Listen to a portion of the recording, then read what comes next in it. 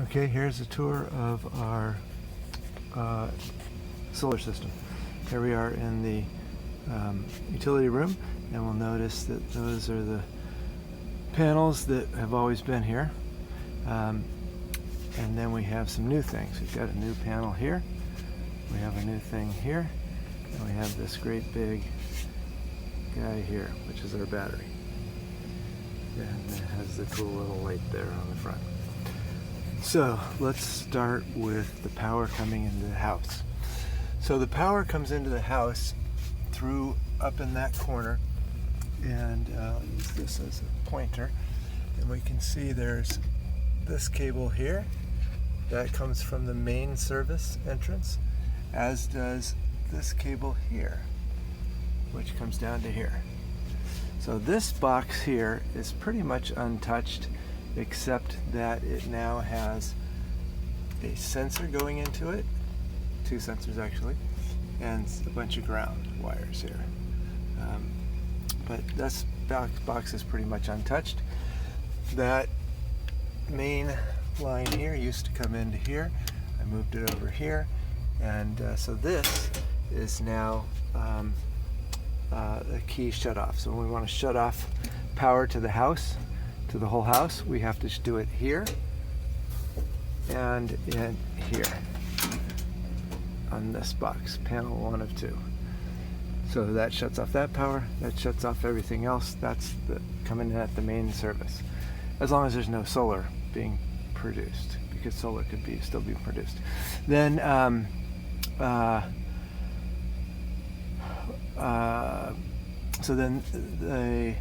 let's talk about the solar panels. So I've got a bunch of solar panels up on the roof that come in through these 4 wires here, which come along here and go into this thing, which is our combiner box. That's an in-phase combiner box. So let's open this up. And I have the safety thing on here. So this has the main power for the box, and then for the 4 branch circuits has these breakers here. Now these 2 breakers here are circuits that I power down in a power outage. If I didn't have this installed, you'd see that right here, underneath here, there's a big relay, and there's another one right here, and this one is wired up to here, and it shuts off this one, and this relay shuts off this one, and only these 2 continue. Those relays come from this circuit right here.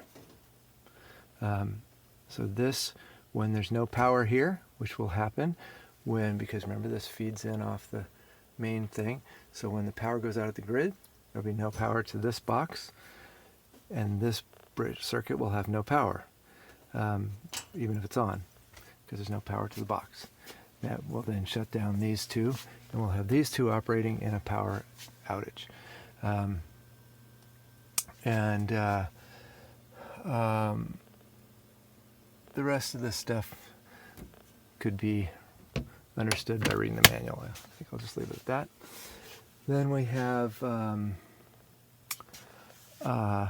I guess I could say, then there's another set of sensors you might see that come down into this box, and so they're measuring power here. So all the power from the grid comes in here and here, so we're measuring all the power that we consume. So when the Enphase app says you consumed this much, it's actually pretty accurate, because it's measuring all the power. This guy here only measures the power that we produce here, and then it also measures all the power that comes through it, and let's talk about that. So this guy here feeds power into the battery, and then back out of the battery and into this. This is pretty much what all of our circuits are on in the house, is this panel here. And so this is all loaded up with all kinds of circuits. And whereas this one is really just HVAC, pool, and a couple of miscellaneous things. So this is what we're powering. Anything in this power during an outage, anything in this panel during an outage. And we're also measuring the power that gets used there. So when this thing tells us we used a bunch of power, it doesn't know anything about the power that's being used in this panel over here by our HVAC system. It doesn't know about that because it can't measure it. So this guy has two sections, a bottom section and a top section. It'd be better if I turn the thing, but then you'd be looking at it sideways. And they're locked. So I'm going to see there's keys here, so I'm going to open this top one.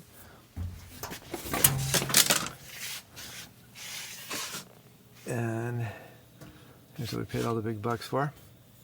And the 4 batteries are right in here. Now all these, you see these big wires and things, and if you're wondering, are those dangerous? You're absolutely right, they are. So don't be touching all these terminals are live with different kinds of voltages. The battery's going to have DC voltage across those, and some of this stuff here is AC voltage, depending on where you're at. Right now I've got the manuals right here, if you ever wanted to know any of this, what this stuff is, and I don't think there's a reason for me to give you a tour of what all this junk is, the manual can do that, and you're not going to care anyway. But bottom line is these are the batteries, and to turn, if ever you need to manually turn this on, which probably should never happen, but it's possible, the way that you do that is, and it says so, let me point this out. This thing here is, I'm supposed to put this cover on. I've never done this. I'll try to have to flex it to get it on, but this cover actually is supposed to go in here. You can still probably get to the manuals once I have that on, and it kind of covers up some of this dangerous stuff in there. So I'll probably put this on sometime, and it also has little instructions right here about turning it on. And so you can just follow these instructions, which basically say to hold this button for I think it's 7 seconds, and that energizes the system from the battery when it's off, and then you can just flip these breakers. They'd be down if this was off, and you'd flip these breakers up, and then the system would be on. I'll also point out that this guy right here that I'm pointing to, that's the thing that shuts the power off and then connects to the main grid. So that little section in the middle, those are 2 big magnets. It's being held up, and it'll flip in the down position and be touching that bottom solenoid there, which then energizes the switch for the bottom, which then disconnects the main grid and allows us to work during a power outage. But it does all that automatically. You can't move that. You're not supposed to move that manually. That makes a thunk sound. And then all the rest of this complex stuff you don't really need to know about. Someday, if we wanted to, we could install batteries down here, and there's nothing dangerous down here. So this, someday I'll put storage of something in here if we don't have batteries. But this is a nice place to store stuff. Each of these are different keys. You have the extra and the spare or whatever, and then the other key I just keep right in the socket here, like that. So there's a quick tour of our, oh wait a minute, I didn't want to say one other thing.